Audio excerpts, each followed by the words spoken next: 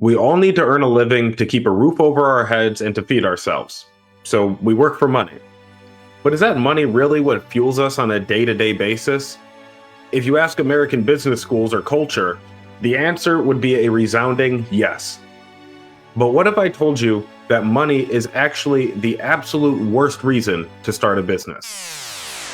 In this video, we will look into a couple stories where founders sold out for the worst and discuss ways for you to get your business moving in a direction you're passionate about. So let's start with the story of Siete Foods. Siete was founded by 7 family members of the Garza family in Austin, Texas in 2014. They founded their company around one of their family members, Veronica's, recipes for healthy tortilla alternatives. Veronica had been diagnosed with an autoimmune disorder years prior and had developed these recipes as a way to continue to enjoy the Mexican cuisine that she grew up loving, but in a healthy way that was aligned with her body's health needs. Once she was able to get her grain-free almond flour tortillas to the level where her Mexican family members who could still eat the traditional tortillas thought that the grain-free were just as good, that's when she knew she had a product that she needed to bring to stores. So she started selling at local health food stores. She brought her family on, and they grew the business very, very quickly. From 2014, they were selling just almond flour tortillas in local health food stores. All the way to 2024, they were a national brand selling potato chips, tortilla chips, various forms of tortillas in various sizes, and they had a full product portfolio from snacks to desserts, which is exactly what they set out to do. Their mission statement reads, boldly build the leading better for you Mexican American food brand.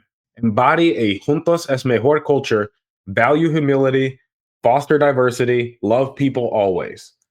Operate with a family first, family second, business third attitude. Positively impact the lives of underserved communities through education, entrepreneurship, and wellness. And they've been doing this for 10 years. It's been a highly successful business. But then in 2024, they were approached by Pepsi for a buyout deal. And at the end of those negotiations, they decided to sell Siete Foods to Pepsi for a total of $1.2 billion. So why would Pepsi even be interested in making such a large acquisition? Well, the rationale from them was we look forward to expanding our multicultural portfolio with these incredible products and even more consumers discovering and enjoying Siete. So they just see this as an opportunity to sell Mexican food, which they don't have, or Mexican products that they don't have. They just see this as an untapped market for them to buy into.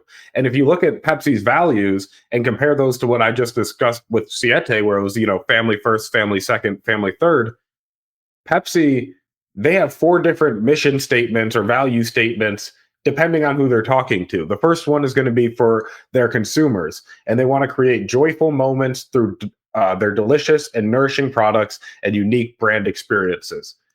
That sounds like a bunch of corporate jargon and does not do anything to be the leading health foods brand or impact lives in underserved communities, educating their customers, inspiring entrepreneurship and wellness.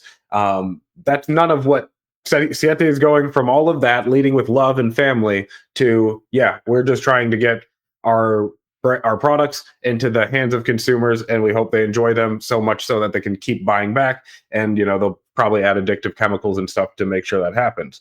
They also have it for their customers, which these are the people who then sell Pepsi products, so the middlemen. They want to be the best possible partner to them, driving game-changing innovation and delivering a level of growth unmatched in the industry. Well, that's great. The middlemen, you're going to be able to keep growing an innovative product portfolio. We'll be able to put in all the new chemicals and all the new addictive additives that we can add in there. And then, they're going to love us because they'll just be able to keep selling more. Sounds good if you're a Pepsi vendor. For their associates and communities, they want to create meaningful opportunities to work, gain new skills, and build successful careers, and maintaining a diverse and inclusive workplace. That you can probably find on every corporation's website. I mean, Siete did talk about fostering diversity, but they said love people always. The way that Pepsi describes it, create meaningful opportunities to work, gain new skills, and build successful careers. Very robotic, very factory output. Whereas Siete, there's talking about theirs with just loving people, and their diversity comes from loving people, where you can tell Pepsi's is just to check a box on a corporate statement. And then lastly, of course, Pepsi has their mission statement for their shareholders, which is to deliver sustainable top tier total shareholder return and embrace best in class corporate governance. That sounds fun, doesn't it? That sounds like a great and compelling vision of a company that you want to work for, or that even, that's for the shareholders. That's the owners of the company. If you're an owner, yes, that's what you want. You want your dream to be, we have top tier shareholder return and we have best in class corporate governance. That's what we all found businesses for, right? No. That is what these corporate giants that is what these corporate giants run business for, shareholder returns. That's why when Burt's Bees sold to Clorox, Burt just basically sold his name to Clorox, because Clorox ended up changing the whole recipe, and now it's not the Burt's Bees that Burt initially designed, it's just Clorox lip balm with Burt's name on it. And so when you're a founder and you sell your company to one of these big corporations, you're giving all of your values to them as well. You're giving all of your reputation as well. So when Bert initially wanted to sell lip balm that wasn't endocrine disrupting and was healthy for you and all natural, now his name is associated with selling just another lip balm that's like everybody else's. Clorox can just sell an upcharge because of the brand equity that Bert built up initially. And that makes you question, like, why did you get into business in the first place anyways? And the real reason, if we're being honest, is we all just want to be part of something that's bigger than ourselves, that we're passionate about. We're making our world a better place. That's the human reason to get into business. It's in line with your passions. It's something you're passionate about doing and something you're motivated to do. Money is just this external reward system that we've been trained to follow after, and in doing so, you forget about your passions. But that's exactly what American business wants. I mean, this all makes perfect sense if you go to an American business school and just see the curriculum. It's all about money. I mean, I bought into this lie. I got into my first venture when I was approached by it to become a partner. I thought it was a great opportunity to be able to get into a business, build it up, sell it, and then at the end of that, I'll be able to do whatever I want because I have all the money in the world. Well, running a business is actually a lot different than that. And as George just discussed in his last video, business schools are lying to you. You can see that I clearly bought that same formula where it's just raise dollars, ramp up the company, and then sell it for a multiple. All of these business schools and all of these corporations are following that exact same formula. Copy and paste it into any industry you choose. They're trying to train us to be either good employees at making sure that formula gets to selling the multiple in that ramping up the business piece, or they're trying to train us to be venture capitalists who are ready to just see a business, we're going to go buy it and we're going to gut it, we're going to make it a horrible place to work, we're going to take, 30% of the workforce out, we're going to change all of our service offerings and change the way we do everything just so that we can make a few more dollars, so that the balance sheet and income statement look better come time to sell, and then we can sell it for a greater multiple and we're all happy we did business good. That mentality, that formula is gutting American businesses. It's what happened to Toys R Us. I mean, Amazon played a piece into all these that I'm about to say, but venture capital firms are the ones who've made sure that these companies never pivot towards anything that's going to be sustainable. They've only been pivoting towards the next multiple, towards the next sale. They're not selling for they're not building businesses for a long-term vision. They're just building them for a 3 to 5 year window of being able to sell it. It happened to Toys R Us, happened to J.C. Penney, happened to Macy's. All of these department stores that you've seen that used to be in malls have been a backbone of American culture. Amazon comes in, disrupts them. Venture capitalists saw an opportunity to buy all these companies at low value. They bought them, they tuned them up just a little bit so the books looked a little better, and then sold them. And then the next group did the same exact thing, and the next group did the same exact thing, all the way until Toys R Us was just a little department store within an already dying department store of Macy's. And so if you want to break free from this model and don't want to run your business this way, click the link below. You'll see our free next level jumpstart training, and it'll get you started with operating your business in a direction you're passionate about. And the direction you're passionate about might be end up be selling your business. You could be operating your business for about 20 years and then all of a sudden it's grown in a direction you don't like, or you're in a role where you're not passionate about it. So it might make sense to just sell the whole thing so you can have the money to go do something else, or sell a piece of it so that you have partners come in to handle all the stuff you don't want to do, and then you can get back into your passions.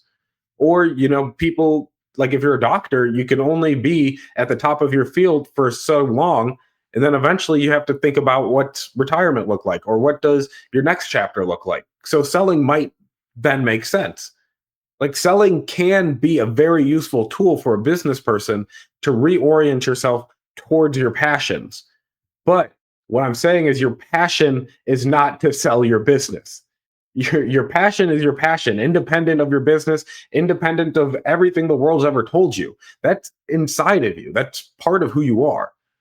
You want to get into business to pursue that, not the sale or the money at the end. And I don't know Siete, the Garza family's internal dynamics exactly. Like they could have been in business wanting to operate Siete for the long term until Pepsi comes in and just offers them $1.2 billion. And then, maybe five of the family members said, guys, we can't pass up being billionaires.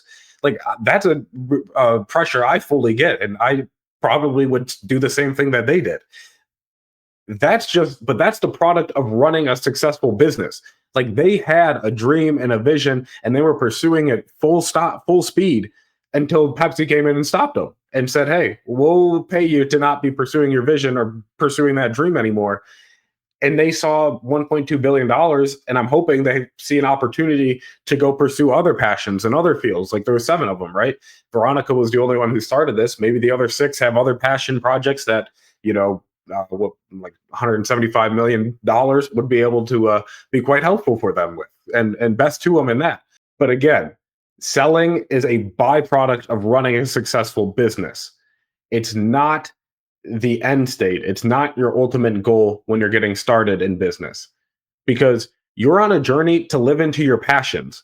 That's much bigger than just having a certain dollar amount showing on your bank account when you sign into the app.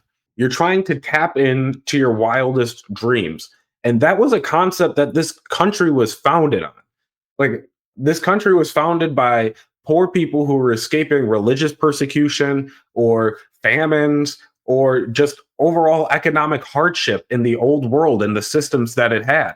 So they wanted to come across the Atlantic, form a new country, and form one that was based on freedom and being able to live into your passions. And they believe this crazy concept of manifest destiny, that even though, yeah, we did start as a little failed colony at Plymouth Rock or whatever, we still think we're going to have this whole great continent to ourselves. And we're going to form the greatest, most free, most industrialized, best economy in the world, and best economy the world's ever seen. That's what they believed they were going to build, and that's what they believed they were being a part of when they came across the Atlantic. That's a wild dream. I mean, dreams are a pillar of American culture, right? We all know Martin Luther King's I Have a Dream speech. That speech is part of the curriculum of every school in every county of this country.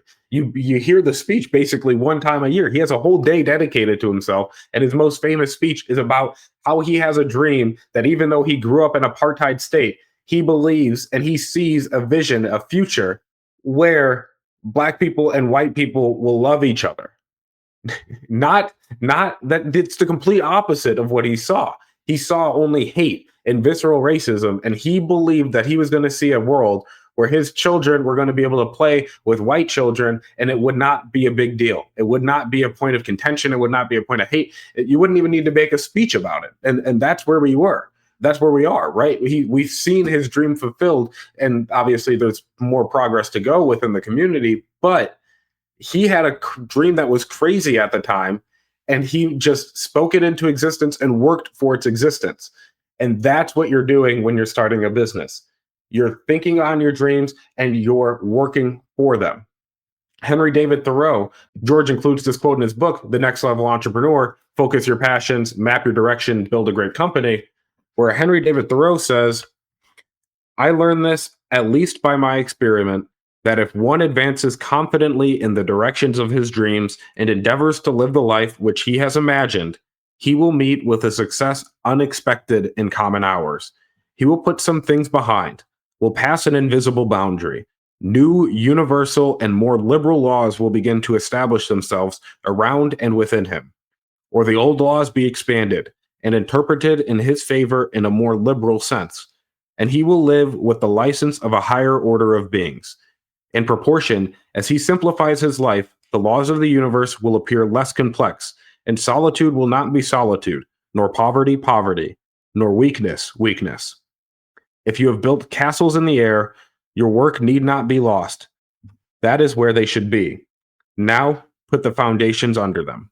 That is what you're doing as an entrepreneur. You're putting a castle in the air and building the foundation underneath it. You're building your way to this castle of your dream state where you have an organization doing everything you dreamed of. It's making the impact that you dreamed and imagined of. That's why you're getting into business. That's why you're an entrepreneur. You see a state, a future state where the world is better, and you're working towards making that happen. None of that includes your bank account. Even all of these big billionaires that we're seeing today, they started with dreams that were bigger than just making money. Jeff Bezos wanted to revolutionize e-commerce and be able to sell books and create the easiest way to sell books, allegedly. Elon Musk, he revolutionized digital payments with PayPal. And then now he has this crazy idea where we're all going to be hooked up to his version of the Matrix and his computer cars, and then putting chips in our brains, and then we'll be able to go to Mars too. He's got this technocratic future state that he's trying to work towards. And that doesn't involve his pocketbook. Sure, it's growing very fast, and he's like the richest man ever, and he's got $300 billion. But the money to him is a tool to achieve the dream state, to work towards his passions. Just as I was discussing earlier, selling might be part of achieving or realizing your passions. Money does play a role in this. We do live in a capitalist society. The flow of dollars is how you exchange value. But the money isn't why you start something. It's that big dream that you have, that thing that seems crazy to most people, but to you is the ideal future state. To you is a realistic future state, one that you can make possible by bringing your company into the world. And if you're trying to get started with bringing your company into the world, with realizing your passions and mapping your direction, click the link down below. You'll get our free Next Level Jumpstart training where you'll be able to begin mapping your directions and focusing your passions so that you can be the next great entrepreneur. Then watch this video here. I know you're going to love it. And in the meantime, may you live truly free.